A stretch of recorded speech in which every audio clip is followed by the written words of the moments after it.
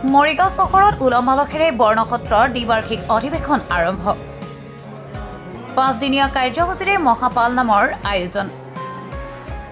মৰিগাঁও চহৰত অৱস্থিত অসমৰ অন্যতম ঐতিহাসিক ধৰ্মীয় কেন্দ্ৰ শ্ৰী শ্ৰী বৰ্ণসত্ৰত উলহ-মালহেৰে দ্বিবাৰ্ষিক অধিৱেশন তথা মহাপাল নাম উৎসৱ আৰম্ভ হৈছে। হীৰা সম্প্ৰদায়ৰ পৰম্পৰাগত ৰীতি-নীতিৰে আয়োজিত এই 5দিনীয়া মহোৎসৱে সমগ্ৰ মৰিগাঁও চহৰতে এক ভক্তিগম্ভীৰ আধ্যাত্মিক পৰিৱেশৰ সৃষ্টি কৰিছে। আজি মহোৎসৱৰ দ্বিতীয় দিনা বৰ্ণসত্ৰৰ বিশাল প্ৰাংগণত হাজাৰ হাজাৰ ভক্তৰ সমাগম ঘটে। সংবাদ মাধ্যমৰ সৈতে হোৱা কথা বতৰাত উদযাপন সমিতিৰ বিষয়ববীয়াই জনোৱা মতে এই অধিৱেশনৰ মুখ্য উদ্দেশ্য হৈছে বিশ্ব শান্তি আৰু মানৱ জাতিৰ কল্যাণ কামনা কৰা। বিশেষকৈ অসমৰ বিভিন্ন প্ৰান্তত বসবাস কৰা হীৰা সম্প্ৰদায়ৰ আৰ্থ-সামাজিক আৰু শৈক্ষিক বিকাশৰ বাবে ভগৱানৰ ওচৰত প্ৰাৰ্থনা জনোৱাই এই আয়োজনৰ অন্যতম লক্ষ্য।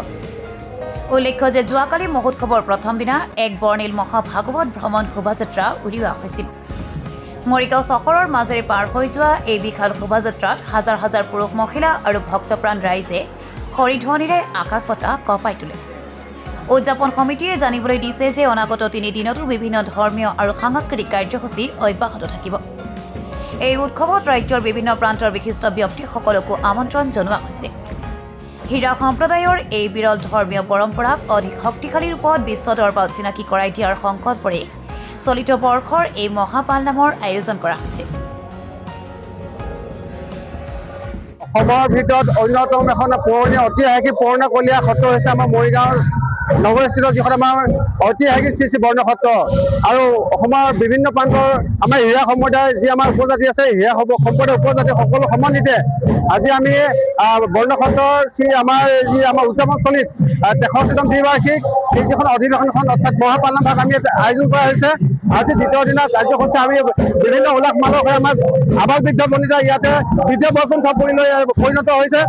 গতিকে আমাৰ উদ্দেশ্য এটাই যে বিশ্ব মানৱ জাতিৰ লগতে অসমৰ লগতে আমাৰ যিসকল আমাৰ হীৰা সম্প্ৰদায় আছে, আমাৰ প্ৰত্যেকজন মানুহৰ যাতে আগন্তুক দিনৰ আৰ্থ-সামাজিক শৈক্ষিক গোটেই বিভিন্ন সামগ্ৰিক ক্ষেত্ৰত যাতে আমি আগুৱাই যাব পাৰোঁ, নেদেখাজনৰ ওচৰত শ্ৰীচৰণত আমি প্ৰাৰ্থনা জ্ঞাপন কৰিছোঁ যাতে আহিবলগীয়া দিনবোৰ সদায় ভাল হওক আৰু আমাৰ হীৰা সম্প্ৰদায়টো যাতে আগুৱাই যাওক। আৰু এইবাৰ আমি আলোচনা কৰিছোঁ যে অহাবাৰলৈ আমি ইয়াত আৰু ডাঙৰকৈ আমি যিখন আমাৰ মহাপাল নামখন আমি আয়োজন কৰিবলৈ উত্তৰপূৰ্ণভাৱে চেষ্টা কৰিম। ইতিমধ্যে আমাৰ ইয়াতে বিভিন্ন আমাৰ বিশিষ্ট অতিথিসমূহ আহিছে। ইয়াৰ পিছত আমাৰ আৰু বিভিন্ন অতিথি আহিব। গতিকে আমাৰ এটাই উদ্দেশ্য যে আমাৰ বিশ্ব মানৱ জাতিৰ কল্যাণ আৰু শান্তিৰ সমাজৰ বাবে আমাৰ অসমৰ বসবাস কৰা যিসমূহ আমাৰ হীৰা সম্প্ৰদায়ৰ মানুহসকল আছে, তেওঁলোকৰ সৰ্বতো প্ৰকাৰে আমি উন্নয়ন কামনা কৰাৰ লগতে আমি যাতে সৰ্বতো প্ৰকাৰে যাতে আমি আগন্তুক দিনত যাতে আগুৱাই যায়, অসমত যাতে আমি মাজত যাতে জিলিকি থাকিব পাৰোঁ, সেইটো আমাৰ উদ্দেশ্য লৈ কিনে আজি আমি মহাপালখন আমি এটা আয়োজন কৰিছোঁ। হয়, নিশ্চিতভাৱে আমি আজি আমাৰ দ্বিতীয় দিনৰ কাৰ্যসূচী মোৰ 5দিনীয়া কাৰ্যসূচীৰ সমান্তৰালভাৱে আজি আমাৰ দ্বিতীয় দিনৰ কাৰ্যসূচী। যোৱাকালি আমি ভাগৱত ভ্ৰমণ যিখন আমাৰ শোভাযাত্ৰা আছিল, সেই শোভাযাত্ৰা আমি সম্পূৰ্ণ কৰি একদম বিভিন্ন আমাৰ সহস্ৰাধিক আমাৰ আবাল বৃদ্ধ বনিতা আই মাতৃ আৰু ভকত বৈষ্ণৱসকলৰ সম্বন্ধিত আমি মৰিগাঁও টাউনৰ মাজমজিয়াত আমি শ্ৰী হৰিধ্বনিয়ে প্ৰতিধ্বনি আমাৰ মৰিগাঁও আকাশ বঁটা আমি কঁপাই তুলিছোঁ। গতিকে আজি আমাৰ দ্বিতীয় দিনৰ কাৰ্যসূচী আৰু আমাৰ 3 দিনৰ কাৰ্যসূচী আগন্তুক হ'বলগীয়া বাকী আছে। News desk report 24 Assam.